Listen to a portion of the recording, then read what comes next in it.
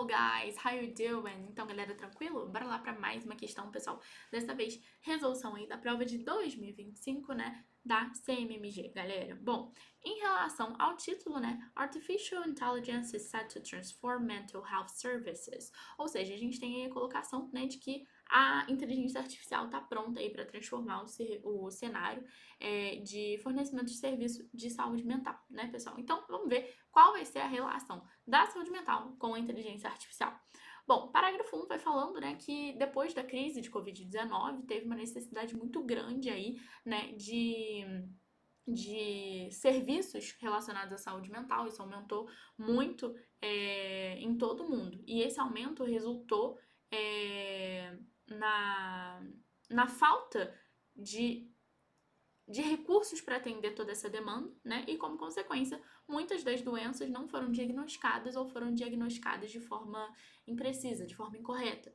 E aí o texto ainda comenta que quando isso não é tratado adequadamente, né, essas disfunções vão piorando, vão causar sofrimento nas pessoas, vão aumentar custo de tratamento, vai reduzir a produtividade do indivíduo e também pode resultar em morte, galera. E aí a gente provavelmente vai ter a colocação aí da inteligência artificial como um meio de escape a isso, né? Só que vamos ver como isso vai funcionar, né? Porque a inteligência artificial é um tema bem complicado em relação à ética do processo, né? Mas vamos lá.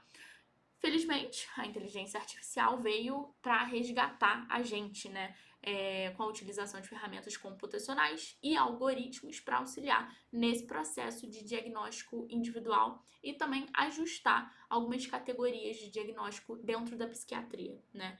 E aí, no que diz respeito aí, né, ao reconhecimento de padrões, né, de padrões dessas pessoas, de padrões desses indivíduos, a inteligência artificial ela vai superar bastante os humanos, porque dentro do campo da saúde, né,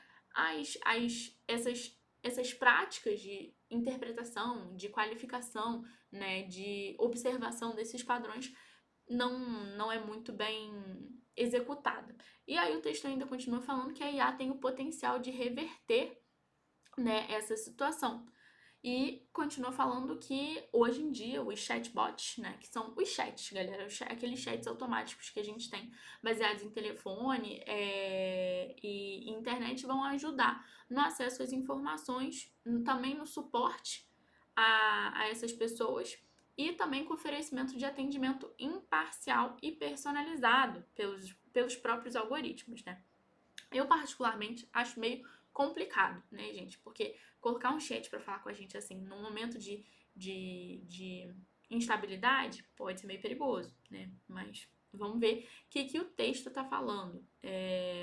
O texto ainda continua dizendo que o atendimento, ele vai ser personalizado, né? E desenvolvido com algumas habilidades psicoterapêuticas, como empatia, humor, feedback positivo e assim vai, né? Ou seja, vai utilizar aí de recursos humanos, né? Que seriam sentimentos humanos, habilidades humanas, para conversar com os pacientes. E quando a gente utiliza esse corpus, né? Big Data é um tipo de corpus, é um tipo de arquivo gigante, né, de registros médicos dos pacientes, como as postagens em mídias sociais, blogs e também outras pesquisas, a inteligência artificial pode chegar a diagnósticos bem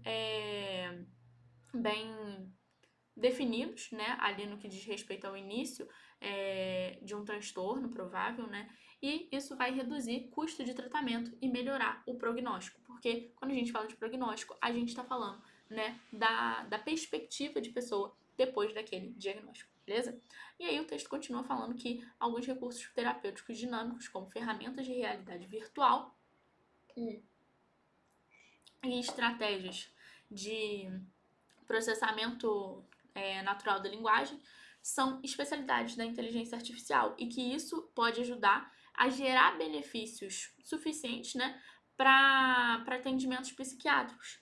E aí dá uma exemplificação de que elas podem permitir a terapia pessoal individualizada e uma série de outras intervenções psiquiátricas adaptadas às necessidades de cada um dos pacientes. E ainda mais, né, como já houve evidência na doença de Alzheimer, a leitura de exames do nosso cérebro, da nossa cabeça, pela inteligência artificial, vai melhorar a precisão do diagnóstico, porque aparentemente ela é melhor nisso do que a gente.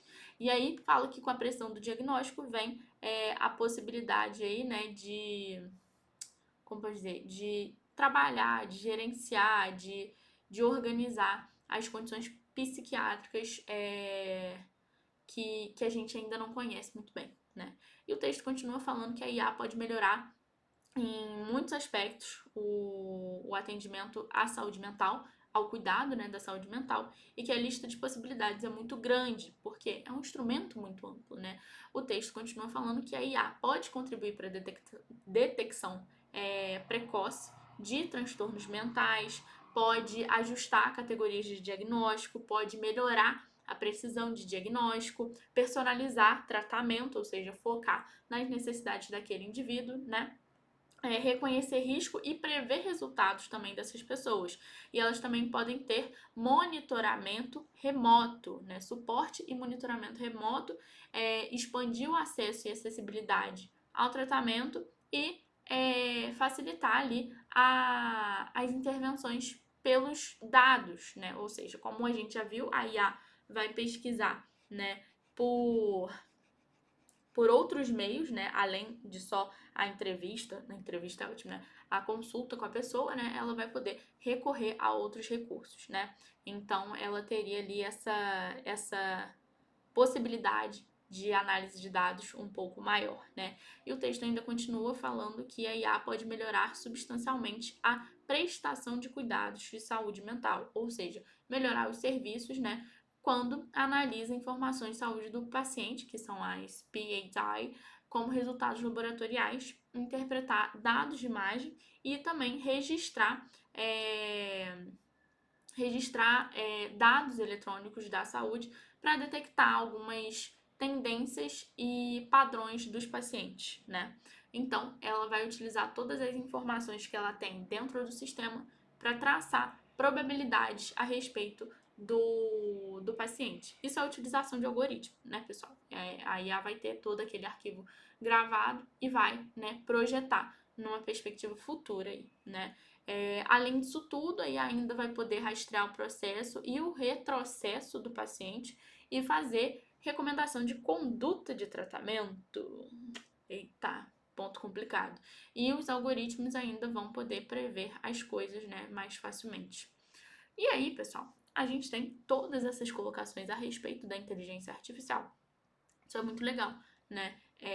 Porque vai facilitar bastante coisa, mas tem que ter um cuidado aí, né? O texto continua falando que a IA vai ser extremamente útil na avaliação e gestão, né, dos próprios pacientes com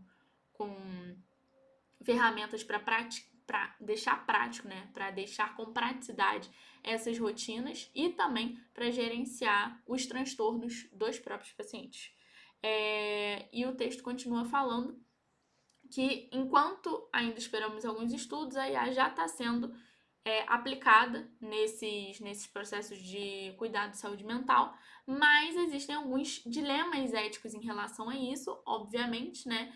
Porque tem relação com ameaça à privacidade do indivíduo, né? A relação com robôs ou com ferramentas eletrônicas que a gente tem aí, né? A gente também tem uma possibilidade aí, né, de não ter adaptação ao contexto do paciente, né? Porque por mais que capte os dados, por mais que capte todas aquelas tendências, pode não se adaptar muito bem à parte humana, né, pessoal? Porque ninguém é só matemática nessa vida.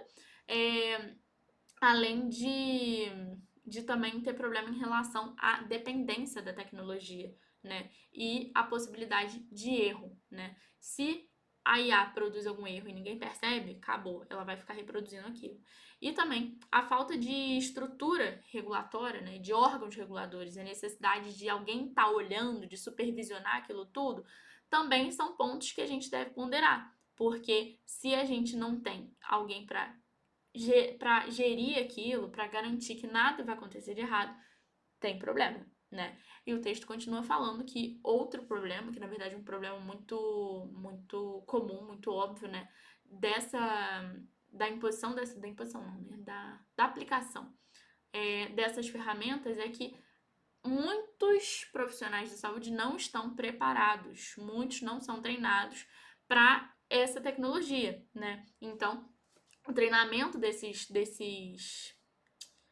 profissionais e também desses provedores, né, dos meios de saúde, eles deverão ser necessários, né, eles são necessários e deverão ser obrigatórios, né, e incentivados para acompanhar as questões tecnológicas, porque senão fica tudo à mercê da tecnologia, né, e o texto continua indicando que psicólogos e psiquiatras devem se manter atualizados a todo momento, né, para garantir realmente que as pessoas tenham um atendimento bom, de modo a relacionar a tecnologia com o treinamento do próprio profissional da saúde, né?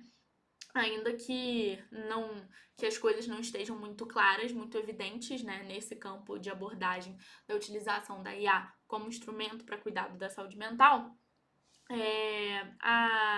o ponto é que ela já está aí, né, e que a expansão dela está acontecendo, né? Então, a questão seria entender as tendências, as preocupações, as oportunidades, os desafios da inteligência artificial, né?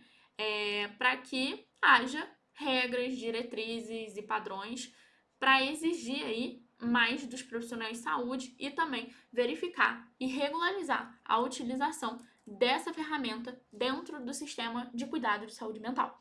Então, pessoal, a gente tem um texto muito polêmico aí, né? Tem a possibilidade de utilização da inteligência artificial dentro do cuidado da saúde mental do indivíduo, mas isso gera 1 milhão de problemas em relação à parte ética. Pode ser muito bom, pode ser muito prático, mas tem muitos entraves em relação à ética. Beleza, pessoal? Texto entendido? Então, bora lá para a nossa questão. E aí, pessoal, o que o nosso comando vai querer saber, né? What is one consequence of untreated or undertreated mental illness mentioned in the text?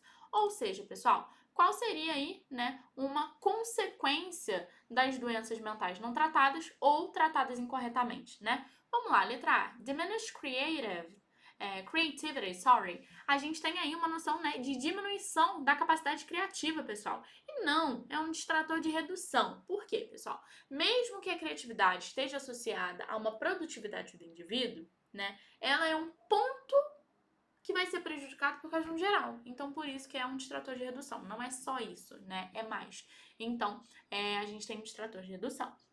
Letra B, reduced productivity. Então, a gente tem aí uma noção de redução da produtividade. E aí, a primeira parte do texto vai, de fato, enfatizar isso, né? Vai mencionar que existem consequências consideráveis em relação ao tratamento incorreto ou ao não tratamento dos transtornos mencionados, né? E aí, pode levar à diminuição da produtividade da pessoa e outros problemas, como morte e tudo mais, beleza? Letra C, increase physical fitness, ou seja, pessoal, dá aí, né, uma noção de melhoria aí do aspecto físico. E não, né, pessoal? Se a gente está tratando de uma consequência de aspectos negativos, né, então não tem menção de pontos positivos, como o aumento aí, né, da habilidade física, das competências físicas, né? E letra D, improved social interactions, ou seja, né, melhorar aí as interações sociais. Pessoal, a gente está tratando novamente de consequências negativas. Então, outro distrator de ilogicidade. Porque o texto não vai mencionar consequências positivas aí relacionadas às doenças não tratadas ou tratadas incorretamente, ok? Pessoal, questãozinha fácil, né? Comenta aí embaixo se você concorda, discorda, se achou médio, fácil, difícil. E eu vejo você na próxima. Beijo, beijo. Tchau, tchau.